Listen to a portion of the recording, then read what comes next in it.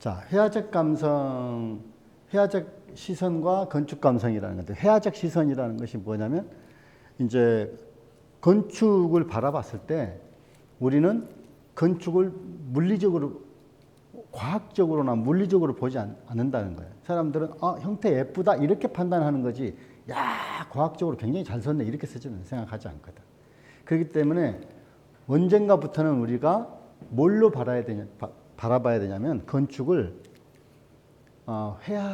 회화적이라는 게 뭐지? 회화적이라는 게 뭐예요? 되게 미술적이다 이거야. 미술적 감성. 응? 미술적이라는 거죠. 미술적이라는 말은 전에 왔어. 미술적이라고 하는 말은 뭐냐면 그냥 A, B, C, D 이렇게 뭐든지 구분되지 않는다. 뭐지? 거기에 감성도 포함되어 있고 그 다음에 이미지도 포함되어 있고 여러 가지들이 한꺼번에 포함되어 있는 거라고. 근데 그래서 우리는 그거를 회화적이라고 말해요. 회화적이다. 회화로 한자로 얘기를 하니까 회화가 된 게 실제로 미술적이란 말이지. 응? 그 다음에 건축 감성은 어떻게 연결될까? 어떻게 사람들은 건축을 받아들일까? 하는 거지. 우리가 건축에 살면서 도대체 이게 아름다운 건축인지 아닌지를 판단하기 되게 어렵지. 근데 그 이유가 뭐냐면 회화적 감성으로 바라보느냐 안 바라보느냐 기준을 잡았을 때 확실히 달라져요. 자, 그러면 거기에 청결도 필요하고 그 다음에 뭐지? 아름다운 색채도 필요할 거고 아니면 재료도 필요할 거고 이것이 뭐 다 포함되어 있잖아. 밤이 되면 조명도 필요할 거고 이게 건물을 만드는 요소라 이거지. 자, 인스피레이션하고 페인터리 비오리. 이게 페인터리가 뭐지?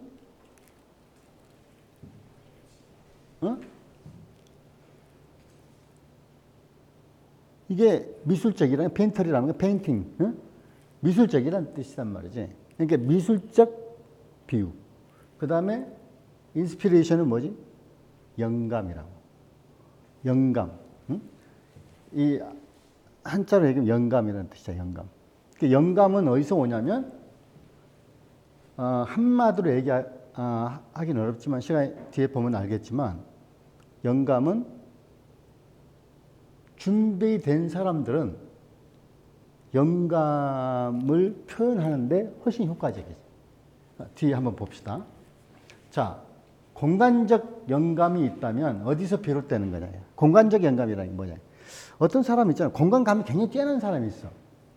자기도 모르는 사이에 공간에 이렇게 본인이 스케치를 하고 있는데 이미 스케치를 하는 도중에 공간이 머리에 들어와. 그게 쉽지 않거든. 엄청난 수십 년을 연습을 해봐야 그림을 그리면서 눈을 딱 감으면 공간이 딱 보이는데 그 연습 과정이 없으면 어떻게 되냐면 그림은 그리는데 내가 이 공간이 내 머리에 안 들어오는 거죠. 그게 공간감인데 이 공간감은 굉장한 시간과 훈련이 필요해요. 그래서 뛰어난 사람들은 공간을 안에 들어가 있는 거야 이미 자기가 그리면서. 이해됐죠? 그게 나는 그거를 어디서 비롯되냐 하는 것은 여러분들 알다시피 그냥 가만히 있는 사람한테는 오진 않는다. 노력이 필요하다. 응? 그 다음에 우리는 바라보고 싶은 곳이 우리 곁에 있긴 있습니까? 라고 하는 거예요. 자, 무슨 소리냐면 도시를 바라볼 때 항상 뭐가 필요해요? 건물이 필요하죠. 건물이 없는 도시란 있을 수 없잖아요. 자, 그럼 그 건물이 뭐냐 이게?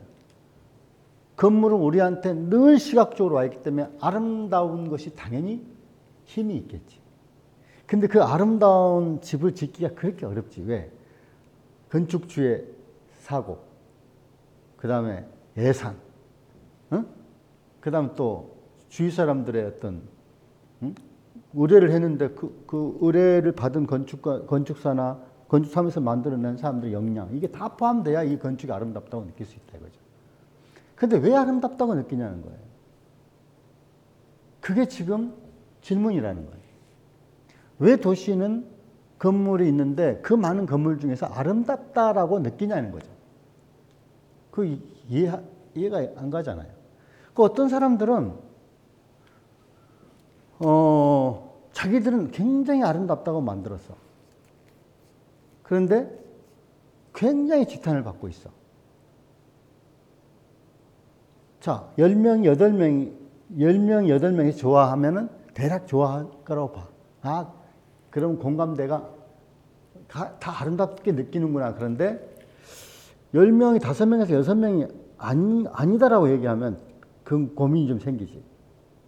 아무리 주관적일지라도 그런 사례들은 굉장히 많습니다. 나중에 기회가 되면 이제 21세기에 우리나라 100개의 건축 중에서 20개를 선정을 해가지고 최악의 건축물 20개, 최상의 건축 20개를 선정한 게 있어요. 동아일보에서.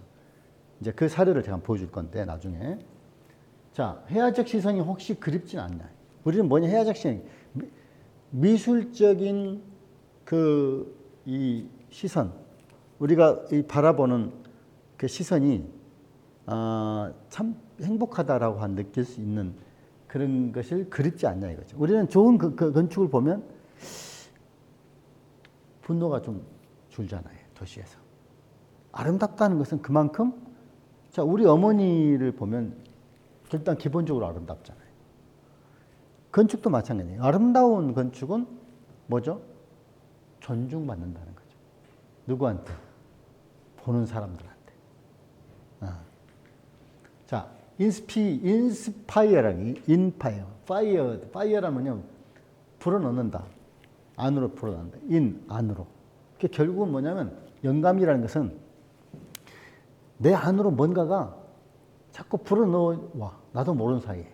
그건 뭐냐면, 연습하지 않으면 사실 쉽지는 않지만, 천재적인 사람도 있겠죠. 하지만 연습이 필요하다. 자, 영감은 장기간 창조적 노동을 통해서 얻은 생산적 결과물이다. 아까 얘기했잖아요. 절대 천재적으로 갑자기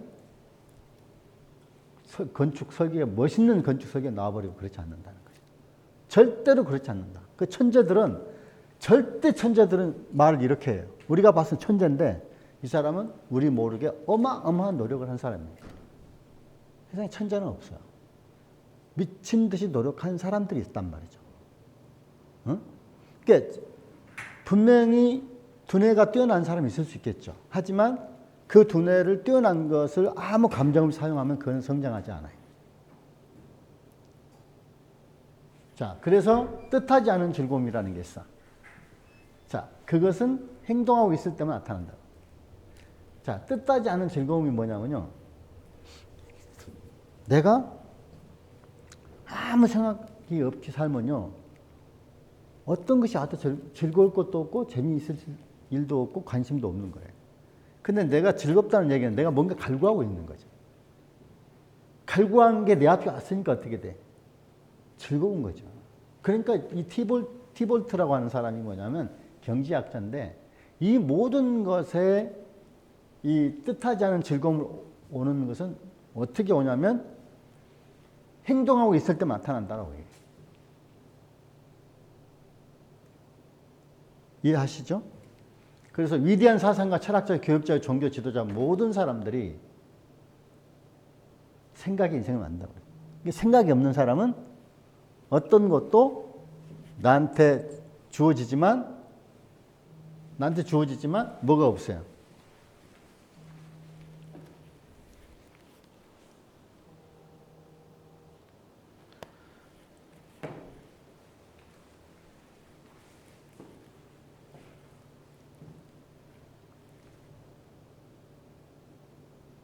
생각이 없는 사람들은 나한테 뭔가 주어지지만 그걸 휘어잡지 못한다.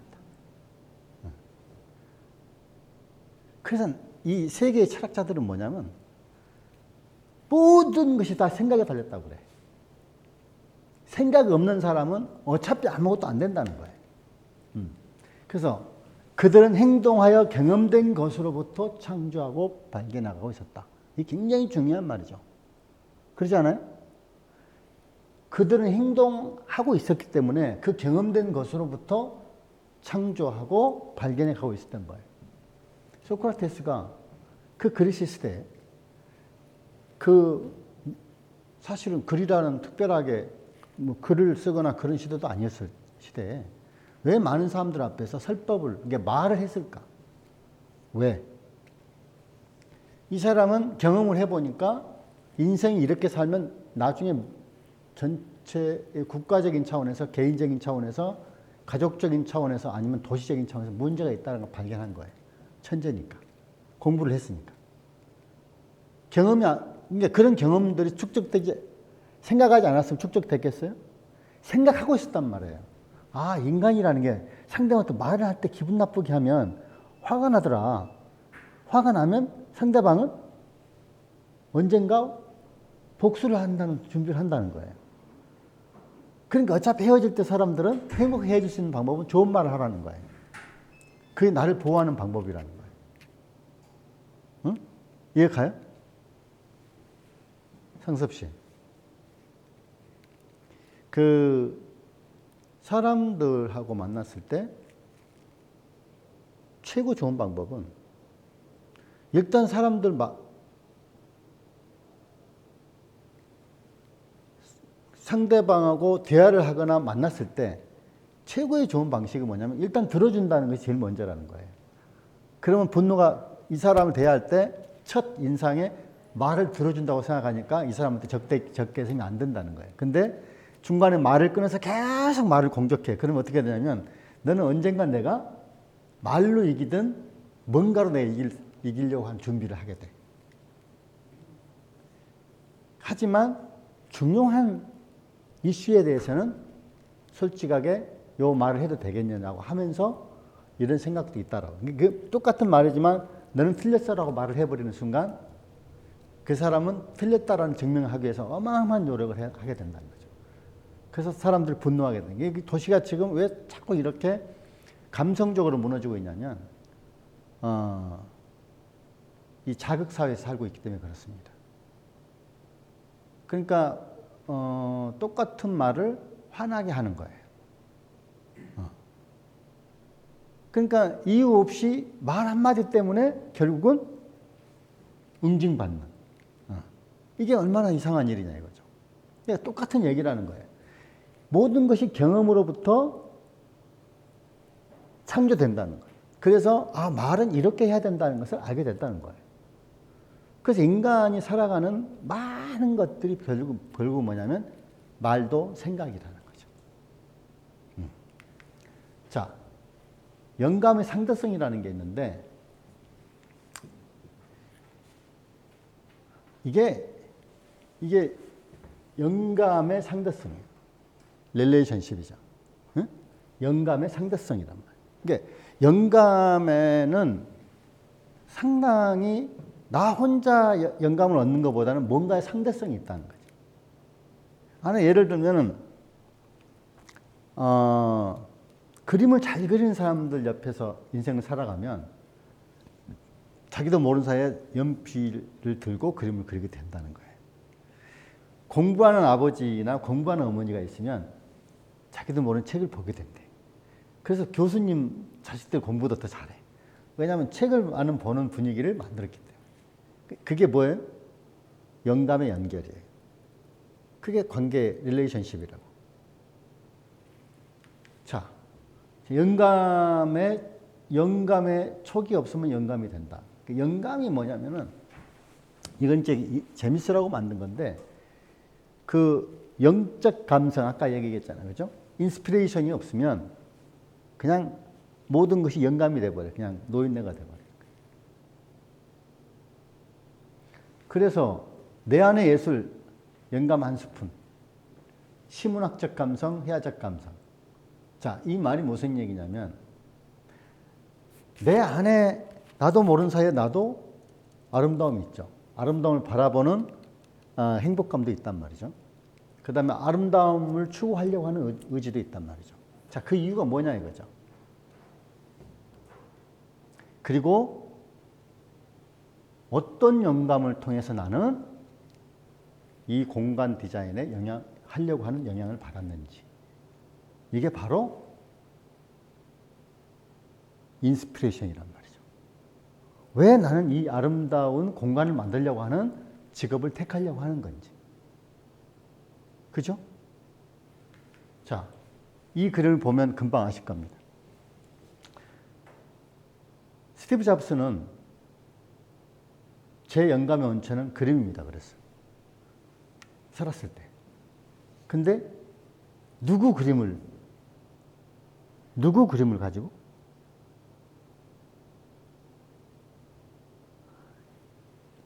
그림을 보고 자 영감을 받았다는데 그럼 누구 그림을 가지고 받았냐 이거지.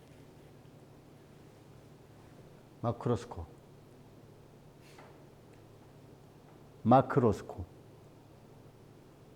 로스코 누군지 알아요? 딱 그림을 보는 순간 알아요. 스티브 잡스는 마크 로스코의 미술을 연구하고 직원들에게 알리려고 노력을 했어요. 도대체 마크 로스코가 뭘까? 이 사람이야. 마크 로스코는. 그러니까 스티브 잡스의 영감을 준 사람이지. 스티브 잡스에게 마크 로스코가 뭘 줬어요? 영감을 준 거지. 그리고 스티브 잡스는 마크 로스코에게 미술적, 해화적, 사업적 영감을 얻어본 거예요. 굉장한 일이 벌어져 본 거예요. 자, 보시면 마크 로스코는 러시아 출신이 미국에 살았어요. 처음에 잘 안 풀리다가 나중에 잘 풀렸죠. 언제? 말년에. 그리고 죽고 난 다음에 더 유명해졌어요. 왜? 어떻게 저렇게 절제됐는데 거기 안에 모든 회화가 다 들어가 있지? 라고 하는 거예요. 자, 그림을 보시면 이렇게 생겼어요. 이 그림 많이 봤죠? 못 봤어요? 이게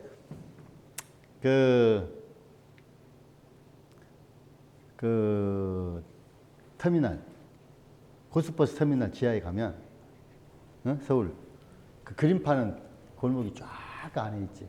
제일 많이 팔리는 그림이 이 그림이에요. 왜? 자기 색깔을 드러내지 않는데, 추상적인 공간에도 어울리고, 현대적 공간에도 어울리고, 다 어울리니까, 그냥 구상적인 그림보다는 저 그림으로 많이 팔려.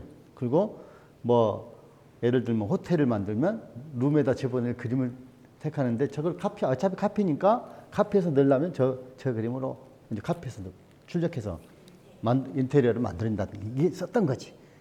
자, 외워놓으세요. 마크 로스코. 뭐라고? 마크 로스코. 외워놓으세요. 마크 로스코는 뭐냐면은 스티브 잡스 영향을 준 이유를 보면 알아요. 지금 사이즈를 보면요. 혹시 아이패드 냄새 나지 않아요? 어떤 잡것도 싹 없애라. 그러니까 스티브 잡스가 만들어 놓은 그 아이맥, 매킨토시, 그 다음에 아이패드 이게 뭐냐면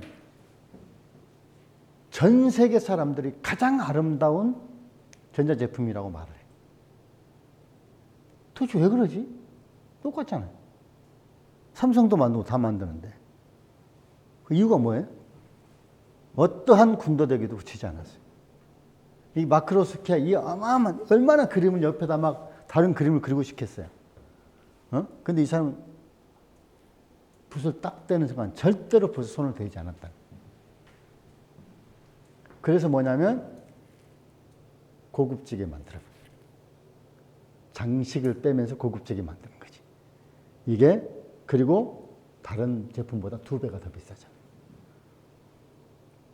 매킨토시 지금 한 대 500만 원 아니죠? 데스크탑으로 쓰려면 500만 원, 400에서 500만 원. 그 다음 아이패드. 제가 산 게 110만 원 샀으니까. 삼성 거 사면 제가 40만 원 사는데, 2배 더 받잖아요. 기능도 기능이지만, 그걸 들고 다니면 어떻게 돼, 여러분? 같은 디자이너지만 자긍심이 생긴다는 거예요. 그게 뭘까 하는 거지. 그게 바로 마크 로스코의 그 절제된 것이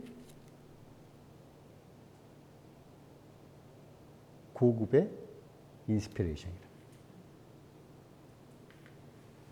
다 그림이 이래. 그러니까 그림을 구체적으로 절대 드러내지 않는 거지. 뭐라고? 마크로스코. 따라서 해보세요. 마크로스코. 어? 마크로스코. 그래서 다음에 이제 인테리어를 할 때 고객을 만났어. 혹시 선생님 마크로스코를 아십니까? 라고 물어봐도 돼. 무식하지 모르지. 우리도 몰랐는데 뭐.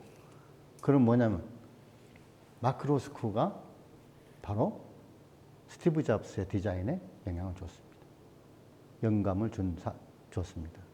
스티브 잡스가 그렇게 얘기했다. 그러면서 길을 한번 딱 죽이고 시작하는 거예요. 마크로스코. 그리고 마크로스코 그 작품 세계에 들어가서 볼 필요도 있죠. 왜? 어차피 인생은 카피도 영감이에요. 어차피 스티브 잡스도 이거를 컨셉을 영감을 카피한 거예요. 우리도 스티브 잡스 생각하면 우리 카피하고 해도 상관없어요. 왜? 위대하니까. 카피가 나쁜 건 아니죠. 내 걸로 만들면 돼. 스티브 잡스가 만약 이대로 똑같이 만들었으면 카피지. 영감만 가져왔잖아요. 이렇게 만들어져 있죠. 처음에 아이맥이 이렇게 나왔을 때 어떤 금액이라도 사고 싶었어요. 저는 컴퓨터는 일반 PC를 쓰지만 작업용은 아이맥을 쓰거든. 오랜 세월 동안.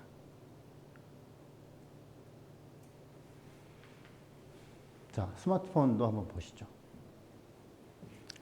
삼성, 우리 전 세계에 쓰고 있는 모든 스마트폰은 다 스티브 잡스, 다 R이에요. 다 R이야. 그냥 뭐 접거나 그런 거 빼고는 다 똑같은 얘기야. 누가 만들었죠? 삼성하고 이 카피 싸움을 수십 년 했었죠. 카피 싸움.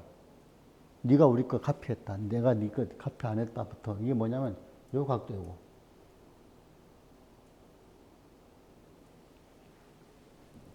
그 R의 각도가 이 스티브 잡스가 고안한 것을 너는 카피했다.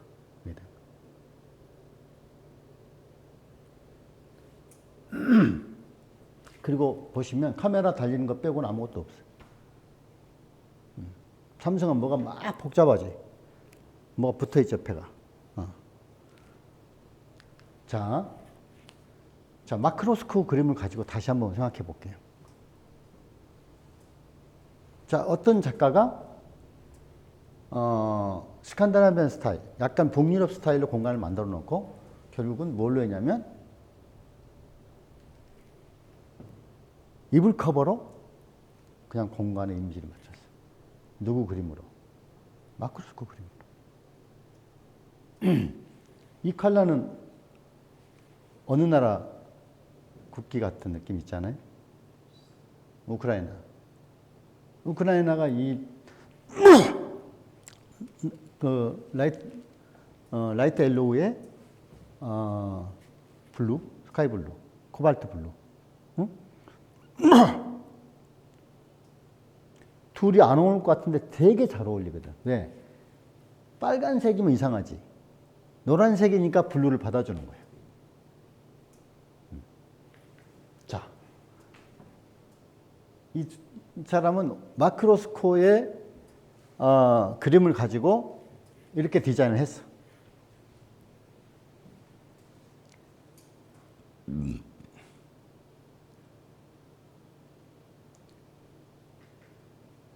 자, 패션 한번 볼까요?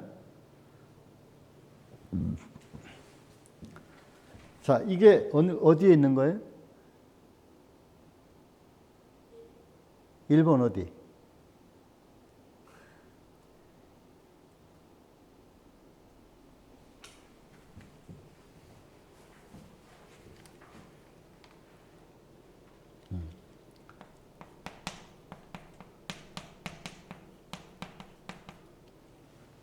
일본의 야요이 코사마라는 미술가가 있어요. 이분은 나이가 지금 한 80 정도 넘으셨을 것 같은데 지금도 살아 계시고 자폐가 있어요. 자폐.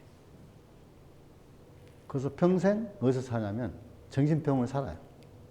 근데 그 병동의 모든 벽을 다 이렇게 동그랗게로 그려. 모든 벽을 다 그려버려. 이분은 뛰어난. 근데 이 동그라미를 그리는 능력이 우리는 이 동그라미 똑같이 동그라미를 그리면 얼마나 힘들어.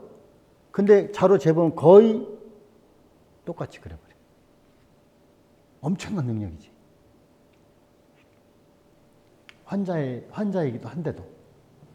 그래서 야요이 코사마가 세계적인 작가가 되어버린 거예요. 그래서 여기는 나오시마라고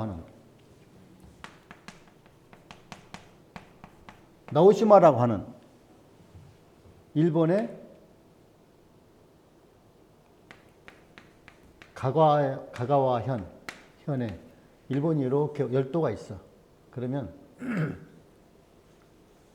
이렇게 이걸 세토우치 해협이라고 그래. 여기가 이제 우리나라 지도가 이렇게 생겼는데 여기 이렇게 나가는 게 있거든. 요 사이에 섬이야. 근데 여기가 나오시마야. 이 섬에 이걸 누가 만들었어? 나오시마를 누가 만들었냐고. 그러니까 나오시마는 섬이 있었는데 누가 예술섬을 만들었냐 이거죠. 바로 베네스 그룹. 원래 출판 기업인데 세계 29위였던 출판 기업. 거기다 어마어마한 돈을 들여서 나오시마를 예술섬을 만드는데 기업이 만드는 거죠. 이게 공익자본이라고 그래요. 근데 안도 다다오라는 건축가를 초대를 해서 여기에 우리가 만드는 모든 건축물 다 네가 해라. 일본 안도 다다오는 알죠? 안도 다다오.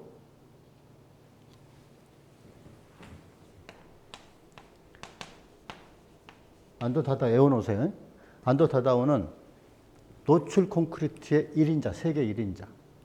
노출 콘크리트로 일본색을 가장 잘 드러내는 건축가로 유명한 일본에.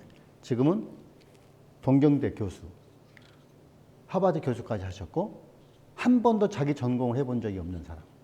고등학교 졸업하고 권투선수 하다가 르꼬르비제라고 하는 건축가한테 영향을 받아서 영감 받았다고 그랬죠. 영감을 받아서 미국으로 가서 미국에서 살면서 수백 번의 공모에 떨어지면서 세계적인 건축가가 되는 겁니다. 그래서 하버드에서 아이를 가르치기도 하고 지금은 동경대로 와서 동경에서 석좌 교수로 일하고 있어요. 안도 다다오라는 사람이 만들었는데 그 섬에 가면 배가 도착하는 장소 여기가 이제 그 다카마스라는 곳에서 배를 타면 인천공항에 도착하면 비행기가 도착하는 데는 다카마스라는 거기서 도착해서 거기서 배를 타고 1시간을 들어가야 나오시마가 나와. 이게 나오시마야. 배를 타면 도착하는 장소에 바닷가에 이렇게 있어. 자, 그런데 이거는 야요이 코사마가 만든 게 아니야. 요거는 요 구조물은 원래 나오시마가 상징물이 호박이 제일 많이 나섰어. 그래서 호박을 만들어 놓고 야요이 코사마한테 그려주세요. 그러니까 이렇게 그려본 거예요. 그러니까 만들어 놓고 와서 현장에서 그린 거야 이게. 여기 보면 이제 나중에 빨간 사과도 나와. 빨간 호박도 나오는데, 자 저렇게 해서 패션이 됐다는 거예요. 이게 뭐죠? 영감의 릴레이션십이란 말이에요. 릴레이션십 of inspiration. 오케이? 이렇게 연결된다는 거예요. 그러니까 뭐든지 영향을 준다는 거죠. 어떤 것도 다 연관되어 있다는 거예요. 영감이라는 것은.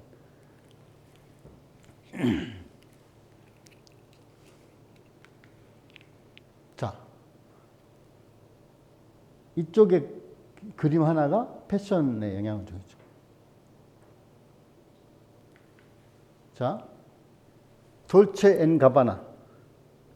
그 SS 2012년 컬렉션의 노틀담 성당의 프랑스에 있는 이 그림이 옷으로 들어간 거죠. 밤이 되면서 노틀 성당이 저렇게 낮에는 밖에서 안으로 빛을 집어넣고 밤이 되면 안에서 밖으로 빛을 내주더라. 그 다음에 어떤 건축가는 이 웨이웨이라고 하는 건축가, 이게 베이징 올림픽 스타디움입니다. 자, 이 사람은 이렇게 생각하지 않았을까? 뭔가를 모티베이션을 가지고 올 때 이렇게 생각하지 않았을까? 튼튼하고 안 무너지고 그 다음에 그냥 너무 매끈한 느낌 말고 뭔가 막 엮여 있는 듯한 스타디움을 짓고 싶다라고 생각하지 않았을까? 이러한 자연의 현상이 이런 건축에 영감을 주지 않았을까라고 생각한다는 거죠. 그걸 뭐라고요?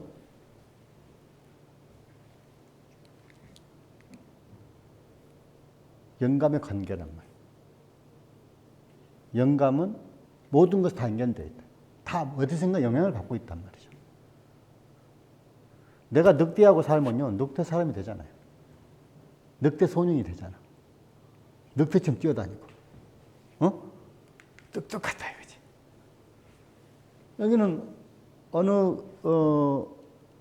이 다랑이 논 이렇게 계단식 논들의 영향이 이렇게 사진을 찍으니까 굉장히 척박하지만 천수답을 이용할 수 있는 방법은 뭐냐면 무조건 물을 비가 오면 천수답처럼 물을 가다 놓는 수밖에 없죠. 다 흘러내려 버리니까.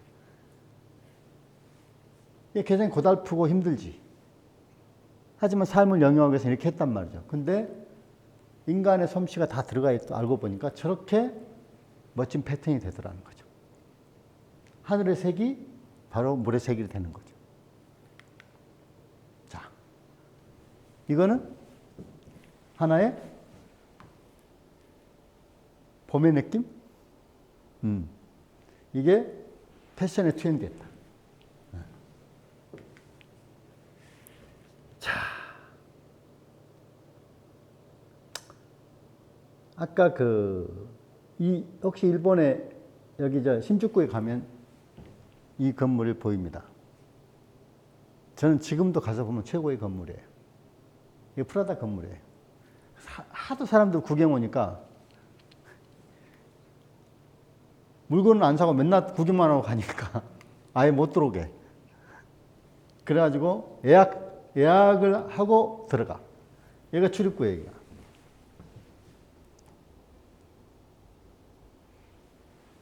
이게 뭐냐면은 일종의 섬유 같은 느낌이지. 건축이. 섬유질 같은. 그죠? 자, 이제 패션과 건축이 되게 같이 이 패턴을 맞춰가는 경우가 되게 많아요. 이 건축적인 형태가 패션으로 오기도 하고 패션이 건축적으로 가기도 하고 그렇습니다. 그러죠? 이런 거는 막 천을 감싸는 것처럼 느껴지죠. 이건 자디드라고 하는 건축가가 한 거죠. 자, 디올. 여기는 건축 자체를 아예 디올 건축의 외벽이에요. 얘들이 기본으로 사용하는 게 이 누비에, 이 컨셉의 누비예요. 이걸 그대로 건축에 적용했다.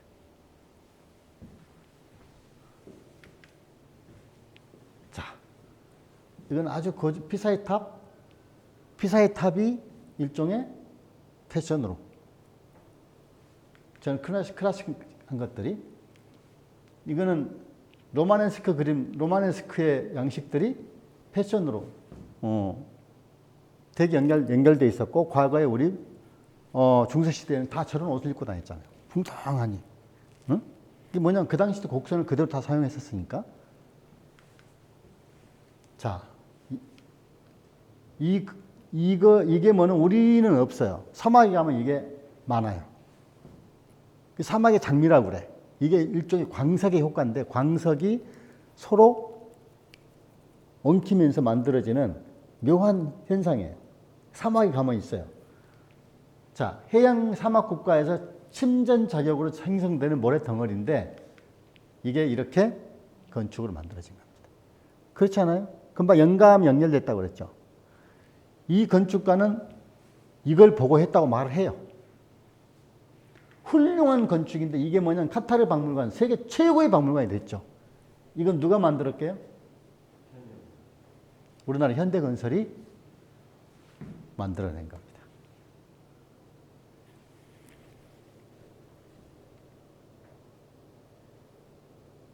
전 너무 좋았어요.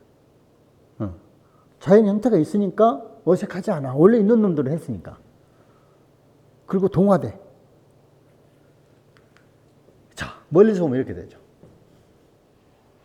사막에 장미 같잖아요. 그래서 현대건설에서 이건창호하고 같이 창호는 전부 이건창이가 집어넣은 겁니다. 전번에 카타르 월드컵 때 이게 그림으로도 잠깐 보였었어요.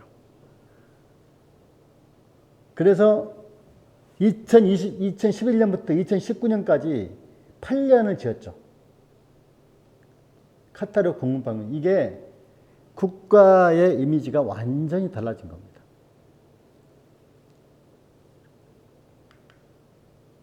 자, 감성의 정점이라는 게 있어요. 감성의 정점. 우리는 감성의 빅데이터라고 하는 것이 뭐냐면 이즘이라고 그래요. 이즘이 뭐죠? 우리가 딱 뭐라고 꼬집어 말할 수는 없는데 뭔가의 아우트라인을 이즘이라고 그래요. 그죠? 예를 들어서 우리 이즘 얘기할 때 많이 쓰죠. 어떤 게 있어요? 임프레셔니즘. 그러니까 인상주의, 이즘이라고 쓰죠. 아, 이 사람들은 형태를 정확하게 잘 안 드러나는데 그 이미지가 그 인상적인 느낌이 나. 임프레셔니즘은 이즘을 붙여. 그 다음에 뭐 예를 들어서 모더니즘이라고. 모더니즘이라면 그건 현대적인 느낌? 뭐. 근데 정확하게 없어. 현대라는 게 뭔데? 없는데 좀 절제하고 좀 간결하면서 세련된 뭐 이런 현대적이라고 그래. 그래서 그걸 대략 뭐라고 그런다고? 이즘이라고 그런다고. 이즘을 붙인다고. 어? 자, 이제 우리는 이제 이 그림으로 된, 선으로 된, 그 그림으로 우리가 스케치를 된 풍경을 한번 봐보시는 거예요. 인간의 축조물. 인간의 축조물이죠. 자, 어디서 되게 봤음직한 느낌이잖아요.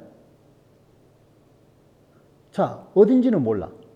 전봇대가 있고, 빨래가 걸려 있고, 항아리들이 저렇게 어디 있고, 막, 벽돌로 된 이 담벼락도 보여. 그리고 지붕도 그냥 우리가 옛날에 봤을 법한 느낌? 그래서 이런 공간들을 볼 때 우리는 갑자기 생각하지 않았던 영감이 떠올리기도 하고, 갑자기 과거에 고향이 떠올리기도 하고, 부모님이 떠올리기도 한다는 거예요. 자, 이거는 뭐죠? 골목이잖아요. 우리 옛날에 차 없는 시대에 살 때, 우리 어려운 살 전부 다 골목을 살았잖아요. 응? 이렇게 고되게 올라다니긴 했어도 그것은 아니라고 한 적은 없죠. 왜? 다니다 보면 그릇 깨지는 소리도 나오고, 강아지 짖는 소리도 나고, 또 애들 싸우는 소리도 나고, 부부싸움 하면 다 나. 이게 인간의 모습이었어. 근데 그 골목이 절대 싫지는 않았지. 삶의 모습이 있었기 때문에 우리는 알게 모르게 추억을 소환하지. 이거 다 그렇죠. 골목의 풍경들이죠. 만약에 색깔이 들어가면 또 달라지죠. 색깔이 들어가면 또. 이거는 다 절제하고 그림으로만 된 걸 보고 계시는 거예요. 자, 혹시 이 그림을 보고 떠올리는 곳이 없나요? 산토리니. 산토리의 선이 이렇게 생겨. 우리하고는 틀리죠. 여기 보면 틀리잖아요. 같은 경사지인데 뭐가 다르죠? 문화가 다르죠. 받아들이는 삶의 방식이 달랐고 행동이 달랐고, 그리고 거긴 농사 짓는 장소도 아니고 차가 들어갈 수 없는 경사지다 보니까 집을 저렇게 지을 수밖에 없었고, 자 이렇게 된 거예요.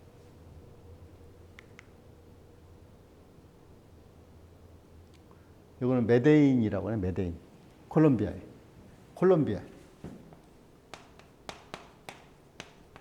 콜롬비아에 메데인의 기적이라는 별명을 가진 곳입니다. 왜냐하면 우리처럼 빈민가죠. 그리고 마약의 소굴이었어요. 근데 세 사람의 시장이 바뀌면서도 저걸 아파트로 짓질 않고 그 가파른 길을 엘리베이터를 달아줬어요. 비 맞아도 되는 엘리베이터를. 삶의 질이 달라진 거예요.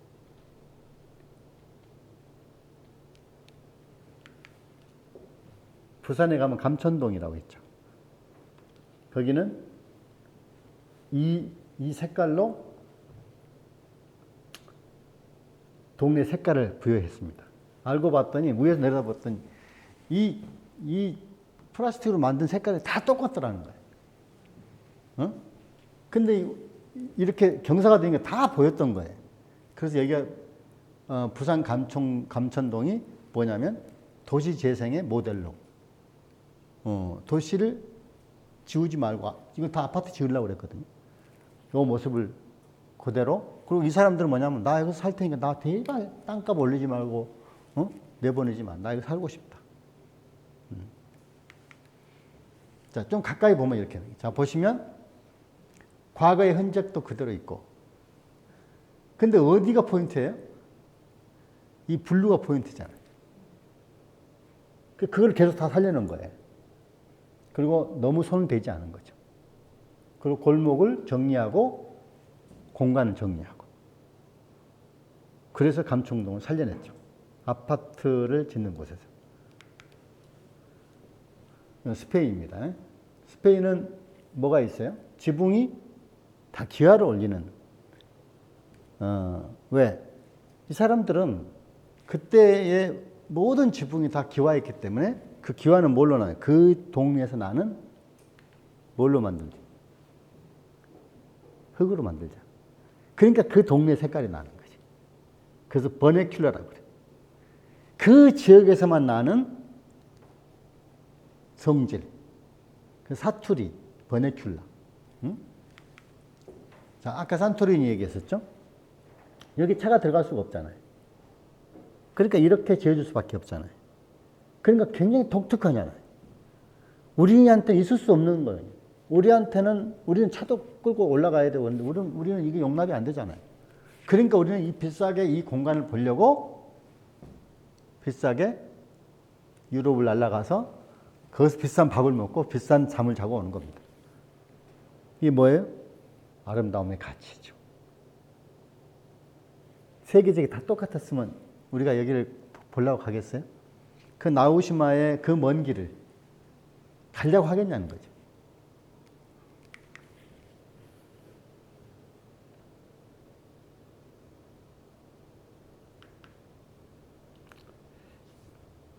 이게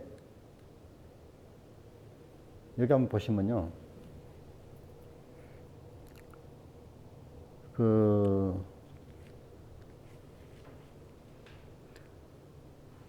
아람브라의 궁전 알죠?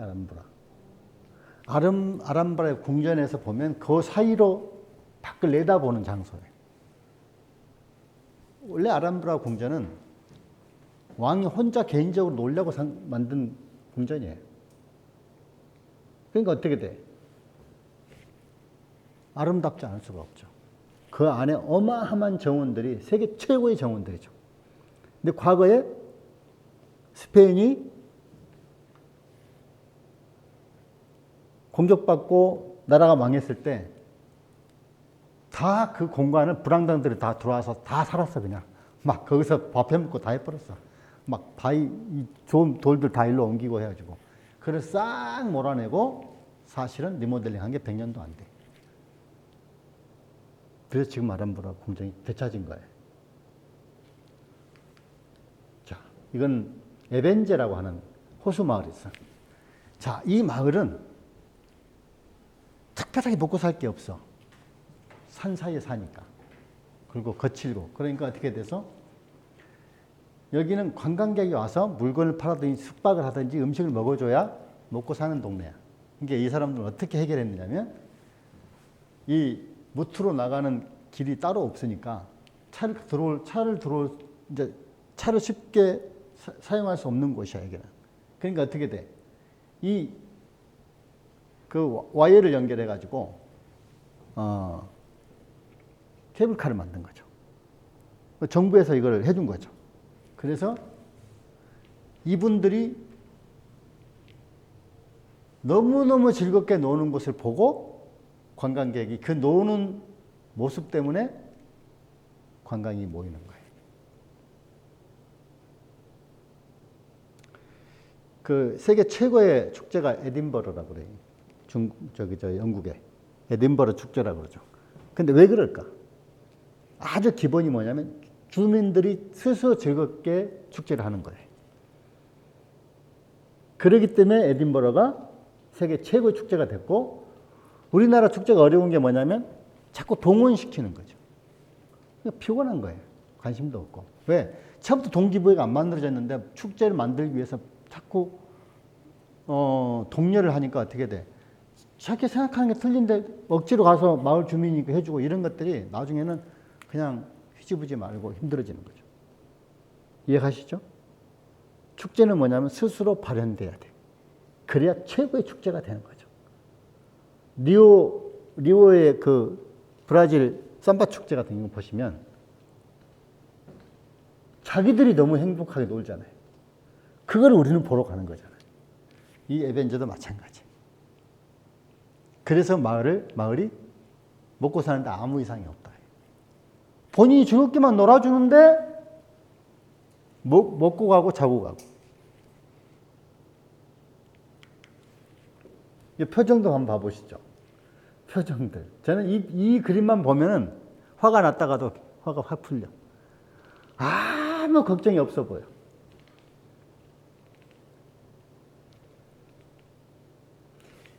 지금 요분들은 다 관광객이고 요분들이 지금 요 안에서 이제 그 안에 주민들이죠.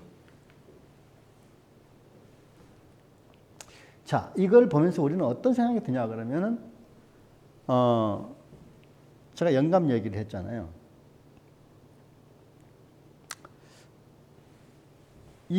요 안에 들어있는 이 재료도 뭐죠? 이 재료, 이 안에 들어있는 벽돌이잖아요. 그러니까 이 구워서 만든 벽돌이란 말이에요. 그럼 흙에서 가져온 거죠. 그 다음 요거는 담쟁이 넝쿨이잖아요. 자연이 그냥 알아서. 우리가 만든 건 뭐예요? 주로? 이것도 만들긴 했지만 요 창문 하나 위에는 뭐가 있어요? 나무 이렇게 벽을 쌓아놓은 것 뿐이고. 이 창문이 뭐냐면 바로 내가 당신한테 건네는 프로포즈라고. 일종의 그림 엽사지. 영감이라는 것은 그냥 여기 이 창문 때문에 나는 너무 예뻐서 창문 곁에 앉아서 커피 한잔 하고 싶다 생각한다는 거예요. 이거를 이 사람들은 알고 있는 거죠. 이걸 유지하기 쉽지 않죠. 왜? 비도 새고 할 거고 세월이 지났으니까 자꾸 깨지기도 할 텐데 끝없이 보수하면서 그걸 유지하는 거죠. 왜? 그 감성을 깨고 싶지 않은 거예요.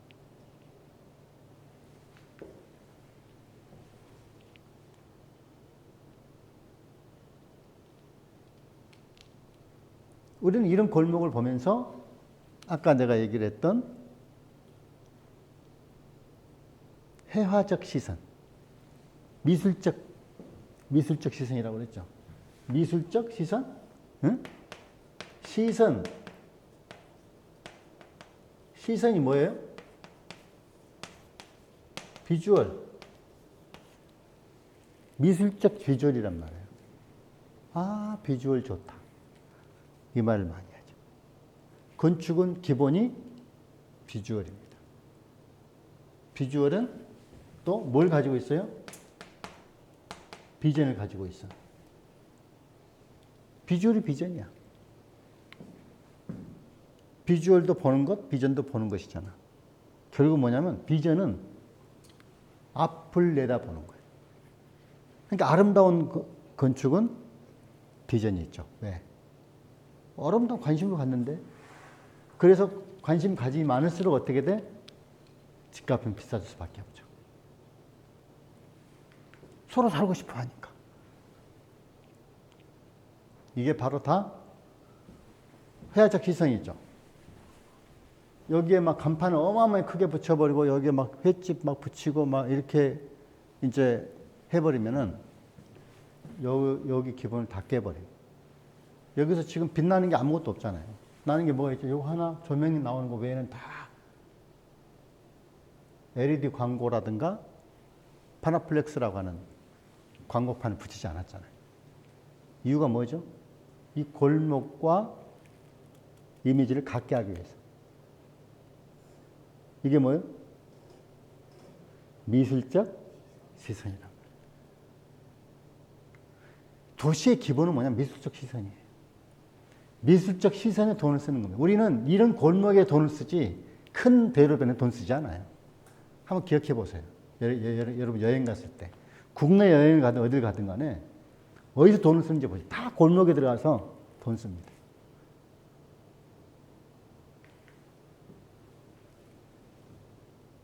아까 콜롬비아 메델린 시의 고문화라고 하나까 에스컬레이터를 타라졌던 장소입니다. 그죠? 지금도 어렵게 살아요. 이렇게 사람들의 행동이 달라졌고 에스컬레이터 중심으로 사람들이 모이기 시작하고 표정이 달라지고 사람을 밀어내지 않고 그래서 메데인의 기적이 일어났다고 얘기를 해요. 그래서 BBC에서 인터뷰를 하니까 이 동네 주민들이 80%가 난 너무너무 행복해졌다라고 얘기한다.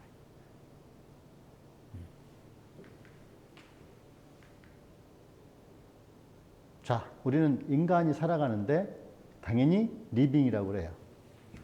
살아가는 데는 근데 지금은 삶의 질이 뭐에 점철됐죠? 집을 팔고 사는데 점철돼서 우리를 행복하게 만들지 않죠. 리빙의 컨셉에서 바잉의 컨셉으로 우리가 많이 함몰돼 있어요. 괴로운 거죠. 자, 모든 도시는 소프트웨어야 된다. 기본이 소프트웨어. 기본이. 이 많은 단어들, 비우고 잘 익히고 문화적인 접근이 쉽고 매력적인 진화, 우연화, 소통이 쉽고 즐겁다, 인간적인 유니버설, 맥락, 교감 이게 전부 인간을 위한 거야. 이래야만 그 도시가 아름답다라고 박수를 친다는 거야. 그게 뭐라고요? 바로 미술적 시선이랍니다. 오케이? 자, 글로벌리즘에서 로컬리즘. 이제는 글로벌리즘이 통하지 않아요. 글로벌리즘이 하지 말라 해도 글로벌리즘이 됐어요. 자, 우리는 지금 스파게티를 못 먹어본 사람 있어요? 과거에는요, 스파게티 먹으려면 어디로 가야 되냐면 이태리 갔어야 돼요. 지금 70, 80년 전에는 아예 스파게티 자체가 없어요. 음식 자체가. 왜? 비행기가 이제 쉽게 다니고 여행을 다니니까 어떻게 되죠? 다 물타기 하는 거예요. 전부 다. 그러니까 독특한 문화가 있어요, 없어요? 자꾸 무너지는 거죠. 장점도 굉장히 많지만 단점도 굉장히 많죠. 자, 그렇다면 글로벌리즘보다는 뭘로 승부를 해야 돼요? 로컬리즘으로 승부를 해야죠. 왜? 글로벌리즘이 됐기 때문에. 왜? 그 문화를 보러 갔는데, 우리 문화가 갔더니 제주도 문화가 저 레텔에 가서 있네? 이게 있을 수 없잖아. 그럼 내가 그거 볼 필요 없잖아요. 내가 제주도 갔는데 제주도의 문화가 갑자기 인사동에 와 있어. 그러면 내가 제주도 갈 필요 없잖아요. 인사동에 갈 필요 없잖아요. 로컬리티는 정확하게 그 지역의 컬러를 드러내야 돼.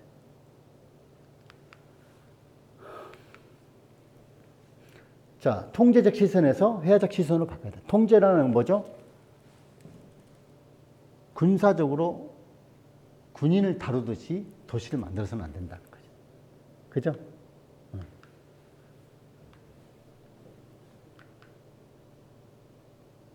도시적 통제 시선에서 감성이 먼저인 회화적 시선으로 접근하자. 저는 이제 도시 전공을 했던 사람이니까 이런 말을 할 수 있는 거죠. 왜냐하면 도시는 건축이 모여서 도시가 만들어져요. 그럼 도시 하나, 건축 하나도 중요하지만 그 하나하나가 도시를 만드는 하나의 뭐가 기초가 되는 거잖아요. 그러니까 그 하나가 얼마나 중요하냐. 제로 시작하는 것이 아니라 있는 것을 시작한다. 그러니까 도시는 무조건 지워버린다고 그래서 아름다운 도시가 만들어지지 않는다. 왜 유럽과 그 서구에는 그 2000년, 2500년 전의 건물들 그대로 놔두고 사용하고 있을까 하는 거예요. 분명히 사용이 옛날하고 틀리기 때문에 불편하고 할 텐데 왜 계속 그거를 놓고 사용할까 하는 거예요. 그만큼의 가치를 만들어내기가 어렵다. 그죠? 자, 이건 제가 만든 작품인데, 도시 하나를, 그러니까 하나의 그러니까 동 정도 되는 이 가파른 도시를 하나를, 도시 계획을 한 거죠. 내 방식으로. 어떻게? 말로만 내가 미술적 시선이라 말을 해놓고 내가 안 하면 안 되잖아요. 그 미술적 시선으로 만든. 그래서 장려상을 받아서 제가 조선일보에서 부동산 개발 아이디어 컨테스트에서 장려상을 받았는데 대상이 1000만 원, 장려상 300만 원, 하고 300만 원을 받았어요. 자, 이게 보드에 제출한 보드고 이제 작품 전시를 했고요.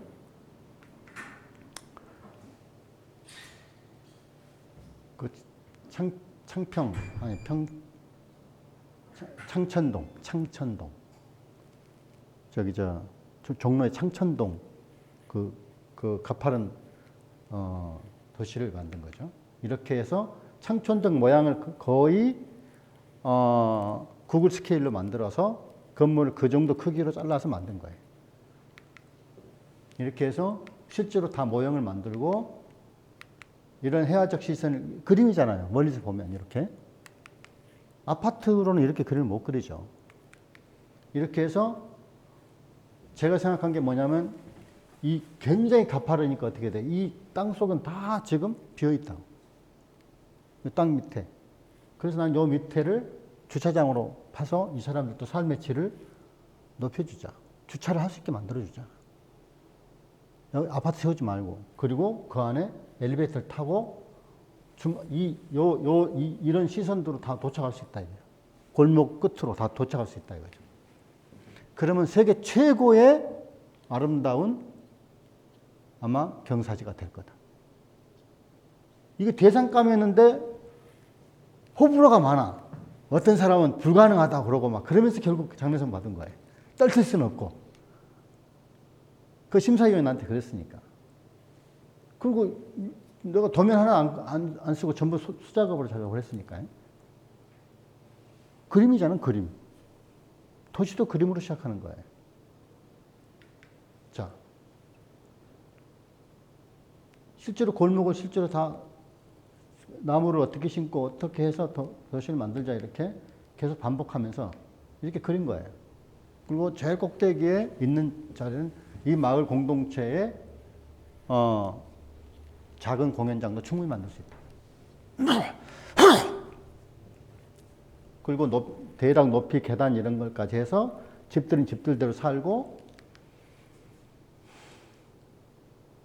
이런 그림은 처음 본 거거든, 심사위원들이.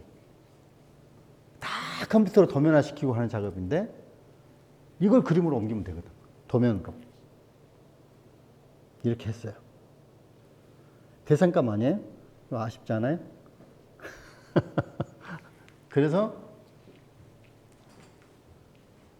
그리고 이렇게 아까 어디였죠? 메데인처럼 에스컬레이터를 충분히 넣을 수 있다.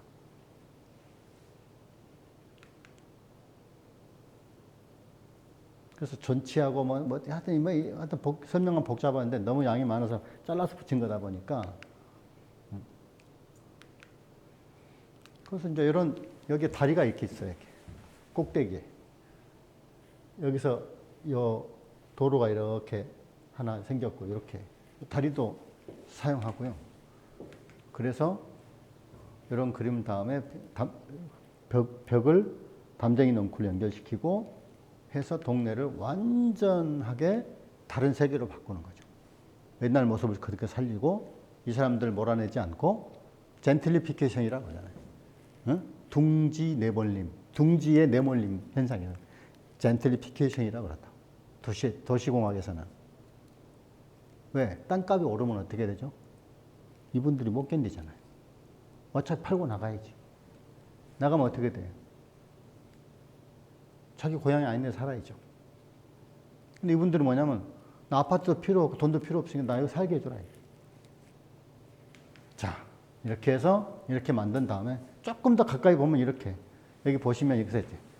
기존 담장을 허물고 1.5m 뭐 이상 되는 경계 수목을 선택하여 색지하고 주변 조도를 이게 뭐냐면 그림 그리듯이 도시를 계획했단 말이죠. 그림 그리듯이. 도면으로 그려버리지 않고 손으로 그리면서 현장 원래 있었던 사진을 놓고 같이 고민하는 거죠. 그럼 굉장히 직감적이 되잖아요. 거기에 옛날에 수백 년 동안 있었던 바위도 있을 텐데 만약에 설계자가 그 바위를 발견하지 못했으면 그걸 빼버렸잖아요. 그러면 그걸 밀어버리는 거죠. 그럼 어떻게 돼요? 원래 본 모습이 사라지는 거죠.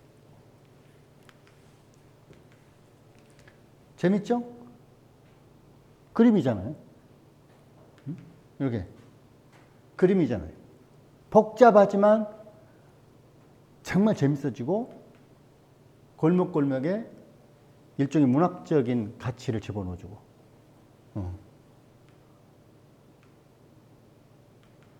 이렇게.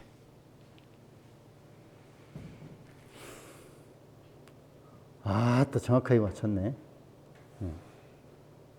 질문해봐요. 이 강의 재밌지 않아요? 결국 뭐냐면 생각에서 나오고, 생각은 어디서 오냐면 영감으로 또 온다. 영감은 어디서 오냐면 뭔가 영향을 받는다. 그리고 생각하지 않는 사람은 절대로 아름다운 영감을 받아들이지 못한다. 그래서 좋은 건축을 하려거든 아름다움을 계속 바라보라. 한 번도 내가 아름다운 걸 추구해보지 않은 사람이 남을 위해서 아름다움을 선물한다는 말 자체가 어불성설이다. 내 입에서 시 한 편을 외우지 못하는 사람이 해화적 감성으로 상대방을 설득할 수는 없다. 마크 로스코어를 모르는 사람이 스티브 잡스를 연결시킬 수가 없다.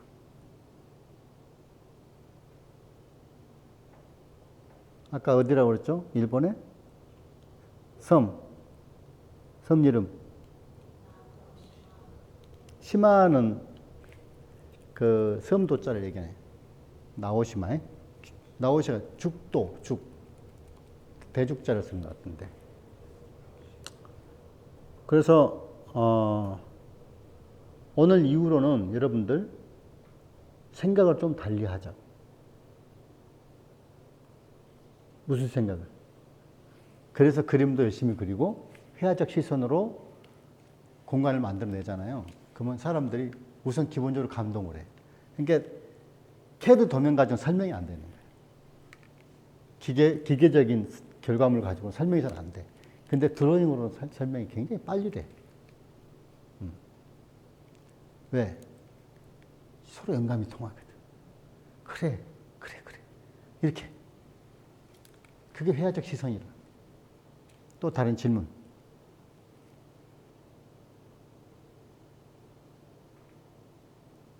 질문 없죠? 자, 끝냅시다.